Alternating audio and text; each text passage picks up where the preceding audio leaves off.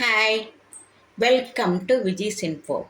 இன்றைக்கி நம்ம குழந்தைங்களுக்கு பெரியவங்களுக்கு எல்லாமே ரொம்ப பிடிச்ச பன்னீர் பாப்கார்ன் ஈஸியாக நம்ம வீட்டிலே செய்யலாம். ரொம்ப டேஸ்ட்டாக இருக்கும். ரெஸ்டாரண்ட்டில் செய்கிற மாதிரி நம்ம செமையாக இப்போ செய்யலாம். அதுக்கு தேவையான பொருட்கள்: பன்னீர் நல்லா க்யூபாக கட் பண்ணி வச்சுருக்கேன். உங்களுக்கு எந்த ஷேப் வேணுமோ அந்த ஷேப்பில் கட் பண்ணி வச்சுக்கோங்க. இதை நம்ம வீட்டில் கூட செய்யலாம். பாலை திரிய வச்சு லெமன் 2 சொட்டு லெமனை ஊற்றி நம்ம திரிய வச்சு வடிகட்டினோம்னா பன்னீர் கிடச்சிரும். ஈஸியாக பன்னீர் நம்ம வீட்டிலே ப்ரிப்பேர் பண்ணிடலாம். கார்ன்ஃப்ளவர் ஒரு ஸ்பூன், மைதா 1 ஸ்பூன், ஒரு 1/4 ஸ்பூன் மிளகாய்த்தூள், உப்பு, ஜிஞ்சர் கார்லிக் பேஸ்ட்டு, இஞ்சி பூண்டு விழுது கொஞ்சமாக எடுத்து வச்சுருக்கேன், கர்டு தயிர் ஒரு 1/4 ஸ்பூன், ஒரு few drops lemon juice, cornflakes நல்ல பொடியாக அப்படியேவும் ஒரு இது வச்சு தட்டினோம்னா பொடியாயிரும். இந்த பொடியாக்கி வச்சுருக்கேன். இவ்வளோதான் நமக்கு தேவையானது. நம்ம இதை எப்படி செய்யலான்னு பார்க்கலாம். இப்போ நம்ம எடுத்து வச்சுருக்கிற எல்லா பொருட்களையும் ஒன்று ஒன்றா இதில் சேர்த்துக்கலாம். மைதா, கார்ன்ஃப்ளவர், கர்டு, லெமன் ஜூஸ் ஒரு ஃபியூ ட்ராப்ஸ் மட்டும் போதும். நம்ம தயிர் சேர்த்துருக்கறனால ரொம்ப புளிப்பாயிரும். ஒரு ஃபியூ ட்ராப்ஸ் மட்டும் சேர்த்துக்குங்க. இஞ்சி பூண்டு விழுது ரொம்ப சேர்க்க வேண்டாம், கசப்பாயிடும். உப்பு தேவைக்கு, மிளகாத்தூள் காரத்துக்கு ஏற்ற மாதிரி சேர்த்துக்குங்க. இதை நம்ம நல்லா கலந்துக்கலாம்.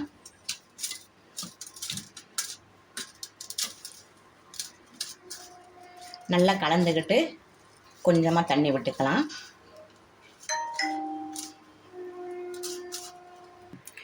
நல்லா கலந்தாச்சு பாருங்கள். இந்த பஜ்ஜி பதத்துக்கு கலந்துக்கலாம்.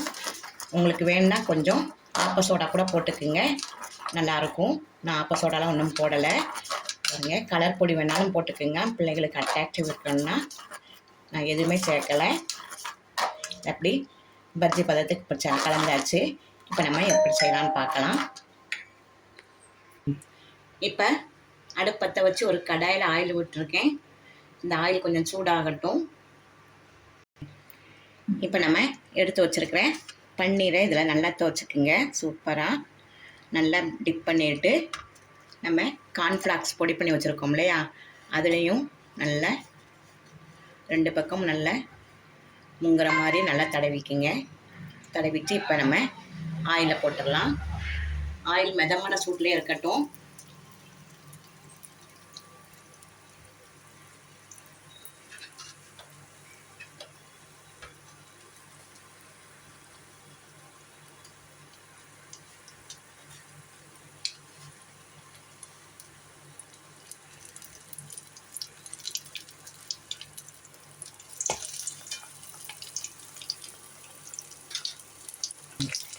நல்லா அடுப்பை நல்லா சிம்மாக வச்சுக்குங்க. சிம்மாக வச்சுட்டு நல்லா 2 பக்கமும் நல்லா வேகிற மாதிரி எடுத்தீங்கன்னா சூப்பரான பன்னீர் பாப்கார்ன் ரெடி ஆயிரும். நல்ல ஹை ப்ரோட்டீன் உள்ளது, குழந்தைங்களுக்கு ரொம்ப அவசியமானது.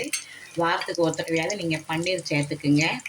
இப்படி கூட செய்ய வேண்டாம், நீங்கள் கிரேவி மாதிரியோ வேறு எந்த இதுலேயும் செஞ்சு குழந்தைங்களுக்கு கொடுங்க. ப்ரோட்டீன் சத்து ரொம்ப அவசியம். இப்போ பாருங்கள், நல்ல 2 பக்கம் திருப்பி போட்டாச்சு. நல்லா வெந்துருச்சு. இப்போ நம்ம எடுத்துடலாம். நல்லா வெந்துருச்சு பாருங்கள். கலரே பியூட்டிஃபுல்லாக இருக்குது, சூப்பரான கலராக இருக்குது, நல்லா அட்ராக்டிவாக இருக்கும் குழந்தைங்க சாப்பிட்றதுக்கு. இதை நம்ம இப்போ எடுத்துடலாம். சூப்பரான பன்னீர் பாப்கார்ன் ரெடி ஆகிடுச்சு பாருங்கள். செம்ம டேஸ்ட்டாக இருக்கும், ரொம்ப ஹெல்த்தியானது கூட. நீங்கள் இது கடையிலலாம் வாங்கினா 200 250 குறையாமல் சேல்ஸ் பண்ணுவாங்க. இதை நம்ம ஒரு சின்ன பேக்கெட் பன்னீர் வாங்கி அழகாக இதை செஞ்சிடலாம். செம்ம டேஸ்ட்டாக இருக்கும்.